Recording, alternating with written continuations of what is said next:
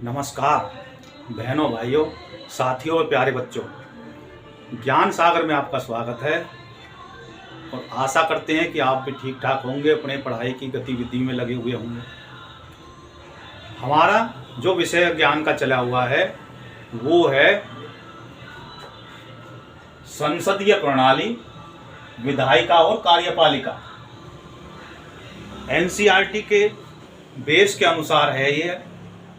NCERT का जो कक्षा 8 का जो बेस है, क्योंकि हम शुरुआत से शुरू कर रहे हैं ताकि कोई बड़ा व्यक्ति भी समझे तो उसको बेस से समझ में आए, उसके बाद में इसको विस्तार करते हुए चले जाएंगे। तो सबसे पहले हमने इसका बेस बता चुके, इस अध्याय का 2-3 वीडियो, तीसरी ये वीडियो है इसमें। तो इसमें हम बताएंगे कि संसद के कार्यपालिका संबंधी कार्य कौन से होते हैं। संसद की विधायिका के कार्य हमने कल अपनी वीडियो में बताया था। अब बात आती है कार्यपालिका संबंधी कार्य क्या होते हैं संसद के। संसद, जैसे मैंने बताया था, संसद जो बनती है वो बनती है राष्ट्रपति और संसद के दोनों सदन।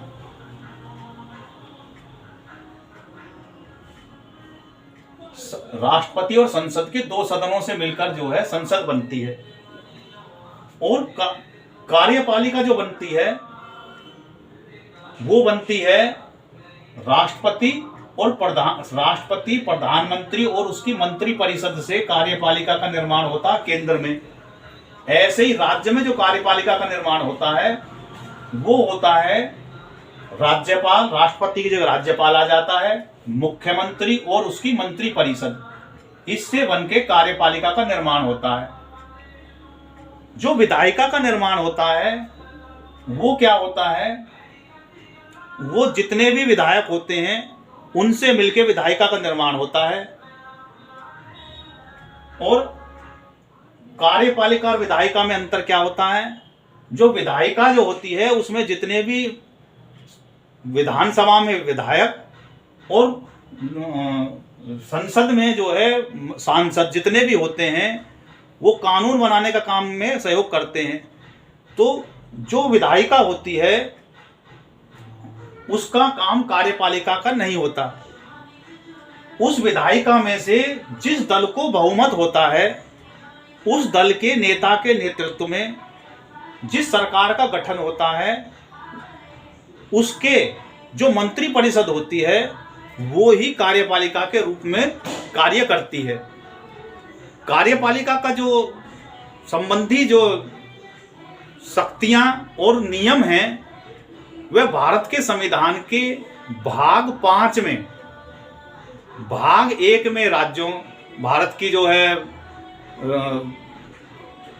यूनियन ऑफ स्टेट के बारे में बताया गया है कि भारत का नाम बताया गया है, और राज्यों का संघ है इसके बारे में बताया गया है। संविधान के दूसरे भाग में नागरिकता के विषय में बताया गया है, और संविधान के तीसरे भाग में जो है वो मूल अधिकारों के बारे में बताया गया है। संविधान का जो चौथा भाग है वो डायरेक्टिव प्रिंसिपल है, राज्य के नीति निर्देशक तत्व क्या होंगे उसके बारे में है। और जो 5वां जो भाग है संविधान का वो संघ की कार्यपालिका के बारे में है। संघ की कार्यपालिका का जो निर्माण है वो राष्ट्रपति, प्रधानमंत्री और उसकी मंत्री परिषद से होता है। अब ये करती क्या है मंत्री परिषद? जो मंत्री परिषद होती है वो जब भी चुनाव लड़ती है तो एक मैनिफेस्टो लेके आती है, चुनाव घोषणा पत्र, और उसका काम है 5 सालों में अपना चुनाव घोषणा पत्र की जो योजनाएं उन्होंने बनाई है उनको जमीन पे उतारना। उसको जमीन पे उतारने के लिए उसको क्या करना होता है, कानून बनाना होता है। तो सबसे पहला काम क्या होता है, कानून बनाना और उसको लागू कराना होता है। तो कार्यपालिका का काम क्या होगा, कानून को लागू करना, योजना बनाई उसको लागू करना, संविधान की रक्षा करना। संविधान की रक्षा करने में क्या चीज आ जाती है कि संविधान की रक्षा का क्या मतलब होता है, कोई संविधान को कोई मार रहा है। संविधान का मतलब होता है जनता के जो अधिकार है उनकी रक्षा करना। संविधान को कोई लेकर नहीं भाग रहा कि संविधान को कोई लेकर भाग जाएगा उसकी रक्षा करने को तो 2 सिपाही लगा दूंगा ना।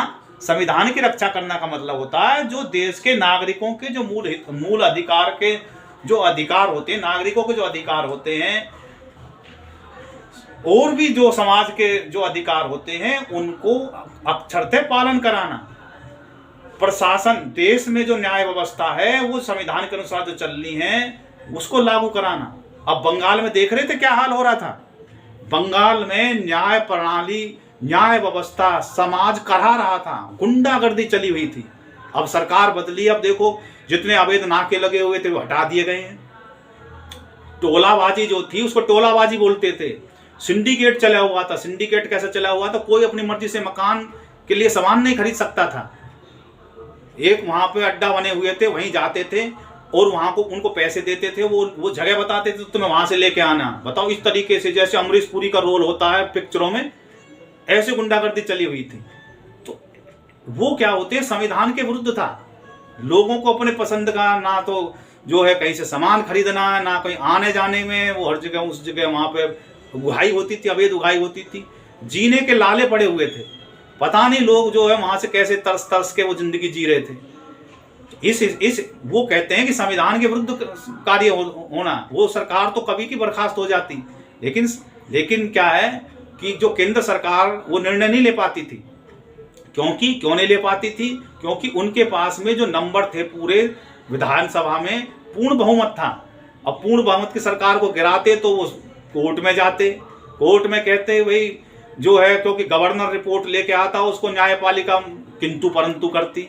तो इसलिए सरकार बर्खास्त करने की क्षमता जो होती है वो हर किसी प्रधानमंत्री में नहीं होती, उसके लिए इच्छा शक्ति की होती है। हम हम अपने उसमें जो है तो अपने स्थान पे ही उदाहरण के तौर पे बताया, तो उसे कहते हैं संविधान की रक्षा करना और उसको पालन कराना।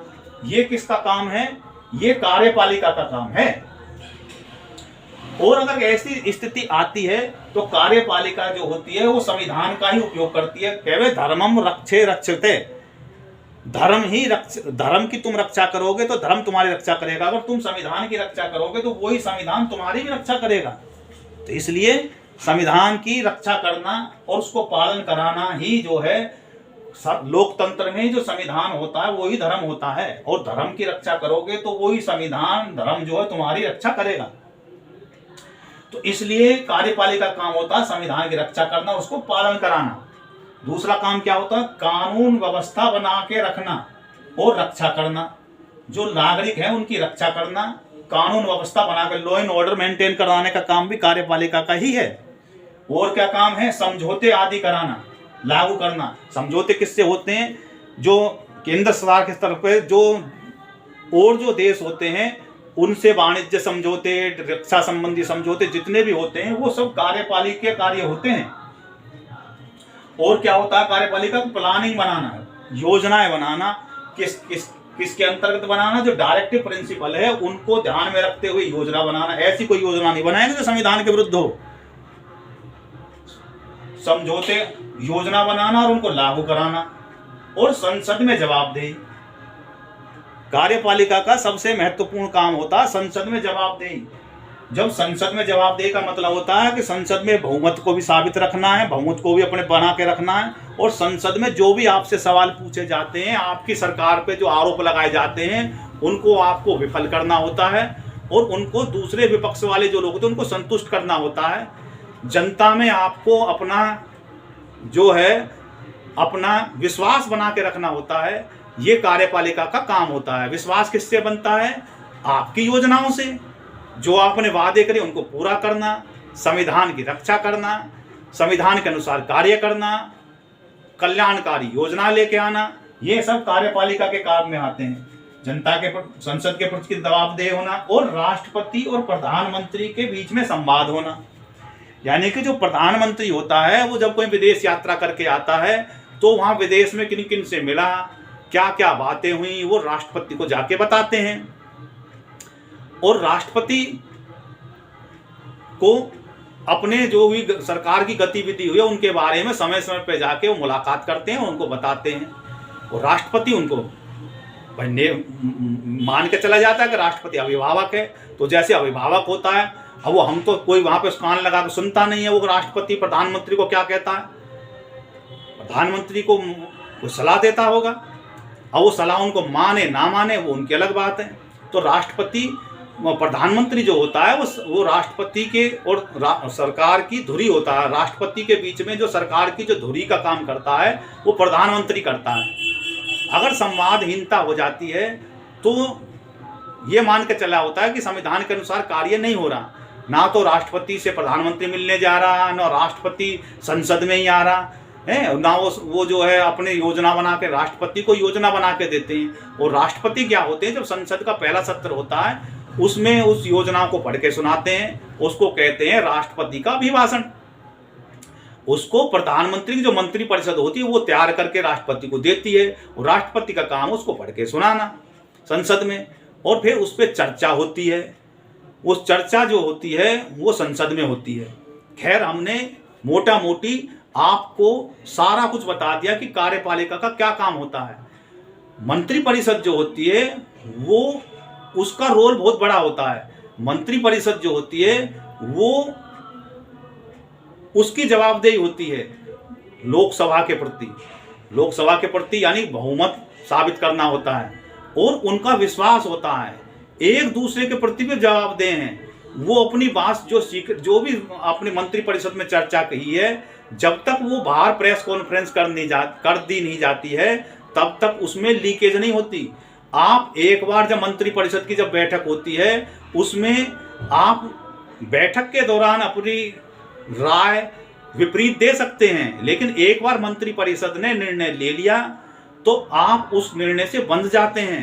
आप ये नहीं कहते या तो मंत्री परिषद चाहता, अगर आप उस निर्णय से सहमत नहीं है तो आप मंत्री परिषद से त्याग पत्र दे के बाहर हो सकते हैं उस मंत्री परिषद से, और मंत्री परिषद में रहते हुए आप संसद बाहर जाके उसकी मंत्री परिषद के निर्णय की आलोचना नहीं कर सकते। अगर आप आलोचना करते हैं तो आप जो है जो आपकी जो जवाबदेही है, वो जो विश्वास है मंत्री परिषद का, आप उसको भंग करते हैं।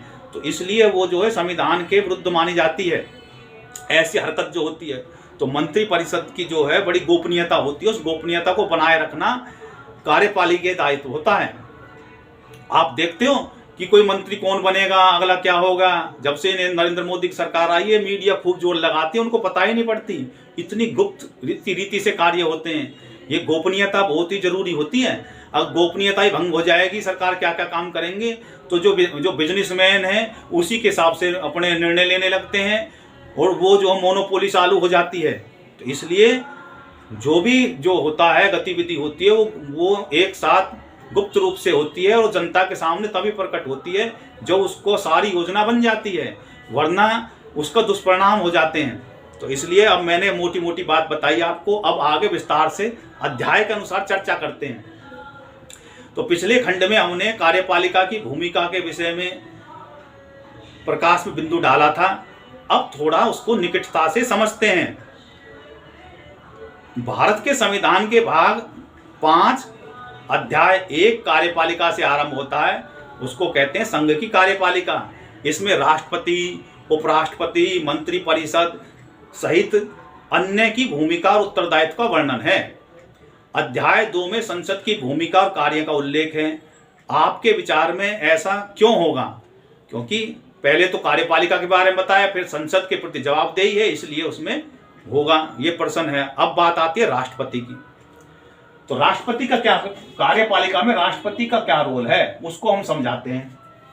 राष्ट्रपति जो होता है वो राष्ट्र प्रमुख होता है, संवैधानिक प्रमुख होता है। एक्चुअल प्रमुख तो प्रधानमंत्री होता है, लेकिन संवैधानिक जो प्रमुख होता है वो राष्ट्रपति होता है। कार्यपालिका का प्रधान होता है। जितनी भी सरकारी समझौते होते हैं वो भारत के संघ के राष्ट्रपति के नाम से होते हैं। प्रधानमंत्री और मंत्री परिषद सरकार चलाने के लिए उत्तरदायित्व होते हैं। सरकार चलाने का उत्तरदायित्व क्या होता है? वो होता है प्रधानमंत्री और मंत्री परिषद का। राष्ट्रपति प्रधानमंत्री और मंत्री परिषद की नियुक्ति करता है। राष्ट्रपति क्या करता है? प्रधानमंत्री की और उसकी मंत्री परिषद की नियुक्ति करता है। सबसे पहले राष्ट्रपति प्रधानमंत्री की नियुक्ति करता है, फिर प्रधानमंत्री की सलाह से वो मंत्री परिषद की नियुक्ति करता है। तो इस प्रकार से नियुक्ति हो। उसके बाद में संसद का सत्र बुलाया जाता है। संसद का सत्र जो है राष्ट्रपति के माध्यम से आहूत किया जाता है और उसमें अपना, जब नई सरकार बनती है तो बहुमत साबित करती है, अगर आवश्यकता होती है तो, और विधेयकों को स्वीकृति देती है इत्यादि। मंत्री परिषद राष्ट्रपति की सहायता और सलाह से परामर्श देती है। मंत्री परिषद राष्ट्रपति को सहायता और परामर्श देती है। यद्यपि कुछ विशेष परिस्थितियों में राष्ट्रपति अपनी विवेकाधीन शक्ति का प्रयोग करता है। वो कौन सी परिस्थिति होती है जो राष्ट्रपति प्रयोग करता है? वो तब होती है राष्ट्रपति की विवेकाधीन शक्ति जब जो है सरकार अपना विश्वास खो देती है या नई सरकार बनती है, तो किसको जो है राष्ट्रपति जो है सरकार बनाने के लिए बुलाएगा। और विवेकाधीन शक्ति का कब प्रयोग करता है? जब कोई विधेयक उसके पास में जो है वो उसकी राष्ट्रपति की सिग्नेचर के लिए भेजा जाता है, तो वो उसको पढ़ के, उस विधेयक को पढ़ के उसको दोबारा से राष्ट्रपति को मंत्री परिषद को भेजता, भाई आप इस पर पुनर्विचार करें। तो ये जितने भी मामले होते हैं ये राष्ट्रपति की विवेकाधीन शक्ति होती है। और किसी भी जो विषय पे किसी की राय लेना, किसी संवैधानिक विशेषज्ञ से राय लेना, ये भी उसमें आता है।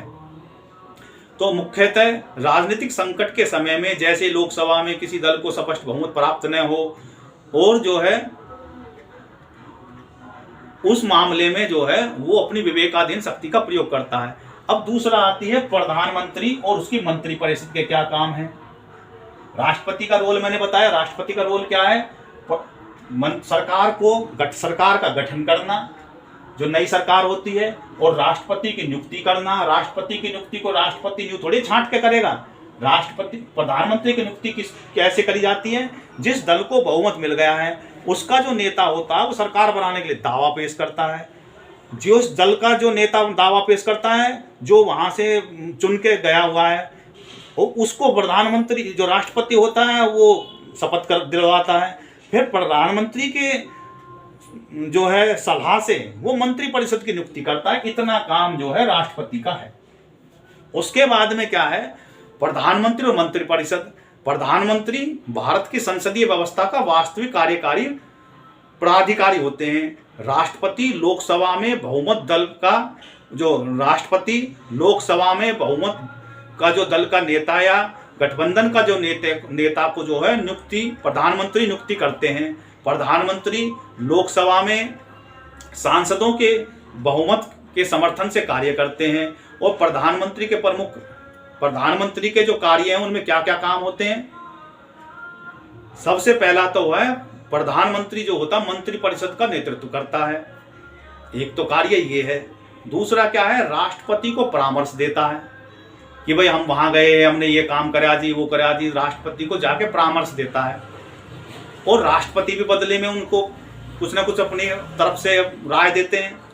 और विभिन्न मंत्रालयों को जितने भी जो भी मंत्री बनते हैं उनके मंत्रियों के जो कार्यभार जो होते हैं उनका बंटवारा भी प्रधानमंत्री ही करता है। उनकी योग्यता के अनुसार उनको काम सौंपता है प्रधानमंत्री। तो विभिन्न मंत्रालयों के कार्यों का समन्वय भी वही करते हैं प्रधानमंत्री ही। भाई क्या क्या आपने बताओ जी, मुझे रिपोर्ट दो। अब जो है नरेंद्र मोदी आप देख रहे हो सारे मंत्रियों से रिपोर्ट मंगाते हैं, और इससे पहले भी प्रधानमंत्री मंगाते होंगे। लेकिन जितनी सजगता से ये सरकार मंत्रियों से रिपोर्ट मंगाती है और जो निष्क्रिय मंत्री होते हैं उनको निकाल बाहर करते दूसरा मंत्री बनाते हैं, ऐसे जो राष्ट्रीय जो योजना नीति होती है उनको आकार देने का काम भी प्रधानमंत्री और मंत्री परिषद का होता है। प्रधानमंत्री अपनी मंत्री परिषद के सहयोग से निर्णय लेते हैं और सरकार को सुचारू रूप से चलाते हैं। प्रधानमंत्री और मंत्री परिषद सामूहिक रूप से लोकसभा के प्रति उत्तरदायी होते हैं। ये सब मैं आपको बता चुका, फिर भी दोबारा को जो भी सिलेबस के अनुसार मैं आपको बता रहा हूं। संसद में चर्चा के ये जाने के अधिकांश जो विधेयक होते हैं सरकार द्वारा प्रस्तावित किए जाते हैं। सरकारी नीति और कानून को लागू करने के लिए अधिकारियों के साथ एक स्थायी समूह होता है, उससे सहायता ली जाती है, जिसको सिविल सेवक कहते हैं। ये अधिकारी, उन्हें सामान्यतः प्रशासक और नौकरशाह भी कहा जाता है। जो भी जो चीफ सेक्रेटरी वगैरह सचिव वगैरह जो होते हैं उनका एक जो सेक्रेटरीट होता है, उस सेक्रेटरीट की अपने कार्य की योजना में को लागू कराने में, बनाने में उसकी वो जो मंत्रिपरिषद की मदद करते हैं उसको बोलते हैं सिविल सेवक। IAS अधिकारी होते हैं और क्लर्क वर्ग होता है। ये अधिकारी उन्हें समन्वय और सहायता करते हैं और मंत्रियों के निर्देश पर ये कार्य करते हैं, अपनी मर्जी से नहीं करते। जो मंत्री उनको निर्देश देते हैं उनके अनुसार भी योजना बनाते हैं और उसके अनुसार ही निर्देशन के अनुसार कार्य करते हैं और सुनिश्चित करते हैं कि सरकारी जो विभाग है वो सुचारू रूप से कार्य करे। इतना जो काम जो है वो अब मोटा मोटी क्या हुआ कि जो मुख्य जो असली जो मतलब ये तो होते हैं चुने हुए जनप्रतिनिधि, जो कार्यपालिका के जो प्रमुख होते हैं, और उसकी मंत्रिपरिषद तो होती है जनता से चुनी हुई, और जो जनता से चुनी हुई नहीं है वो होता है नौकरशाह। जो नौकरशाह होता है वो कार्यपालिका का जो वो है वो पदेन होते हैं। जब तक उनकी जब नियुक्ति हो जाती है और जब वो अपने 65 साल या 60 साल जो भी हो उम्र के बाद जब वो अपना रिटायर हो जाते हैं, तो ये असली जो कार्यपालिका होती है, जमीन पर जो कार्यपालिका जो कार्य करती है वो होती है नौकरशाह। अब जब कभी सरकार जो पे नौकरशाह हावी हो जाती है तो वो जो है जनता करहा उठती है, वो घूसखोरी करने लगती है, और प्रशासन जो है जो मंत्री परिषद है, मंत्री हैं, वो उनके सामने बौने साबित हो जाते हैं। अब क्यों बौने साबित हो जाते हैं उसका कारण अलग अलग होते हैं। कोई तो घूसखोरी की वजह से बौने साबित हो जाते हैं, कोई ये बौने साबित हो जाते हैं कि उनके काले कारनामे के चिट्ठे उनके हाथ में होते हैं, वो उनको ब्लैकमेल करते रहते हैं कि भाई आप मेरा कुछ नहीं बिगाड़ सकते, मैं जनता के बीच में अपनी ये रिपोर्ट फाइल लीक कर दूंगा। तो वे क्या होते हैं, उनको भैया तुम भी खाओ हम भी खाते हैं, हमको भी कमीशन दो। तो क्या होते हैं, इस वजह से सरकार जो है वो नौकरशाह हावी हो जाते हैं। कुछ होते हैं तजर्बेकार नहीं होते, मंत्री परिषद जो होता है, और वो अपने तजर्बे के अनुसार उनको ज्ञान नहीं होता, उनको जैसे कहते हैं वो ऐसे करने लगते हैं, तब भी वो उनके चंगुल में फंस जाते हैं। जो सुलझा हुआ राजनेता होता है वो कभी भी जो नौकरशाह होते हैं उनके चंगुल में नहीं फंसता और उनको अपने अनुसार ही नचाता है और कार्य कराता है, और ना कार्य करते तो उनको सस्पेंड करता है, बर्खास्त कराने के लिए कार्रवाई चालू कर देता है। तो जो सख्त प्रशासक उसी को कहते हैं जो नौकरशाह को अपने कब्जे में रखता है और उनको काबू में रखता है और उनसे कार्य लेता है, सटीकता से सकारात्मक तरीके से उनसे कार्य लेता है और उनके जायज मांगों को स्वीकार भी करता है, ताकि एक दूसरे से संतुलन बना रहे। तो इस प्रकार से जो है काम सुचारू रूप से चलता रहता है। अब कार्यपालिका के ही सदस्य विधायिका के अंग होते हैं, मैंने बताया, क्योंकि वे विधायक भी हैं तो इसलिए विधायिका के अंग भी होते हैं। तो हम कह सकते हैं कि यह शक्तियों का प्रतिकरण तो है, लेकिन इतना सख्त नहीं है जितना कि अमेरिका के संविधान के अनुसार है। अब वर्ष 1956 में जो है रेल दुर्घटना हुई थी, उस समय रेल मंत्री थे लाल बहादुर शास्त्री। उन्होंने रेल घटना की दुर्घटना के अपनी जवाबदेही समझते हुए उन्होंने दुर्घटना को दोषी माना, अपने आप को ठहराया और अपना इस्तीफा दे दिया। घटना की नैतिक उत्तरदायित्व लेना समझते हुए उन्हें पंडित जवाहरलाल नेहरू को जो त्याग पत्र सौंप दिया। आरंभ में नेहरू ने उसे अस्वीकार कर दिया, किंतु राष्ट्रपति शास्त्री ने आग्रह किया और अंततः उन्होंने उनका त्याग पत्र स्वीकार कर लिया। तो ये अपनी नैतिक मोड़। अब बताओ, उनसे अगर वो त्याग पत्र नहीं देते तब भी क्या होता भाई, जवाबदेही उन्होंने समझी कि मेरे से नहीं हुआ, मेरे से चूक हो गई, मैं अपनी गलती मानता हूँ। लेकिन अमूमन ऐसा होना नहीं चाहिए। ऐसा तो हर कोई अपना अपना जो इस्तीफा दे देकर भाग जाएगा, ऐसा होना नहीं चाहिए। भाई जो कमियां रह गई उनको जनता के सामने स्वीकार के हम दुरुस्त करेंगे। उसी के बाद में ऐसे ही जो है नीतीश कुमार जो थे वो रेल मंत्री बने हुए थे, तो उन्होंने भी रेल दुर्घटना हुई थी तो अपना त्याग पत्र दे दिया था अटल बिहारी सरकार के समय में। तो ऐसे ही उन्होंने भी उदाहरण पेश किया। अब आगे बढ़ते हैं। आगे आता है कि विधायिका कार्यपालिका के बीच में अंतर क्या है। तो ये हम जो है हम अगली वीडियो में बताएंगे, क्योंकि लंबा विषय हो जाएगा। मेन जो विषय है कार्यपालिका के कार्य क्या होते हैं, कार्यपालिका जो बनती किससे है, कार्यपालिका जो बनती है वो राष्ट्रपति और उसकी प्रधानमंत्री उसकी मंत्रिपरिषद से बनती है। राष्ट्रपति के काम क्या है, कार्यपालिका के काम क्या होते हैं, वो ये होते हैं प्रधानमंत्री की नियुक्ति करना, और प्रधानमंत्री की नियुक्ति के साथ में जो नई सरकार का गठन करना शुरू हो जाता है, और प्रधानमंत्री की सलाह से मंत्रिपरिषद की नियुक्ति होती है, और प्रधानमंत्री उनको अपनी जो है सलाह देते हैं, कार्य योजना बताते हैं और वो कार्य योजना को संसद में रखते हैं अपने अभिभाषण के माध्यम से। इतना काम तो राष्ट्रपति का है। उसके बाद में वो जो है और भी कोई बीच बीच में कोई घटना होती है तो उस पर भी अपना जो है कार्य वो अपनी नज़र रखते हैं। अब आती है प्रधानमंत्री और उसकी मंत्रिपरिषद का। जो प्रधानमंत्री जो होता है वो जिस दल को बहुमत मिलता है लोकसभा में, उसके बहुमत दल के जो है पार्टी का नेता होता है या गठबंधन का नेता होता है और उसके नेतृत्व में ही मंत्रिपरिषद का गठन होता है। प्रधानमंत्री का काम क्या होता है, वो मंत्रियों के का बंटवारा करना होता है विभागों का और उनसे कार्य कराना होता है। मंत्रियों से अपना समन्वय स्थापित करना होता है, उनसे रिपोर्ट लेते हैं कार्य की और उनका समन्वय करते हैं। ये काम जो है प्रधानमंत्री का होता है। और प्रधानमंत्री की और मंत्रियों की सहायता के लिए नौकरशाह होते हैं।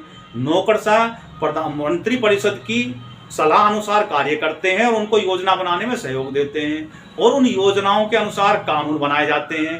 कानून को लागू कराने का भी जिम्मेवारी उन्हीं नौकरशाहों की होती है। इस प्रकार से सरकार सुचारू रूप से चलती है। इसको कहते हैं सरकार के संघ की कार्यपालिका के कार्य। इसी प्रकार से राज्यों में मुख्यमंत्री की और गवर्नर और मुख्यमंत्री की परिषद कार्य करती है। बिल्कुल सेम ऐसे होती है। इस वीडियो में इतना ही। अगर किसी को कोई मेरी बात समझ में नहीं आई हो तो वो कमेंट के माध्यम से हमसे पूछ सकते हैं। उसकी जिज्ञासा को हम दुरुस्त करेंगे। ये हमारी नैतिक जिम्मेवारी है। भारत माता की जय। जय हिंद, जय भारत। इस वीडियो को आप लाइक करें और हमारे चैनल को सब्सक्राइब करें और उसको चैनल को हमारे को आप जो है शेयर भी करें ताकि अन्य लोगों को भी इससे लाभ मिले। भारत माता की जय। जय हिंद, जय भारत।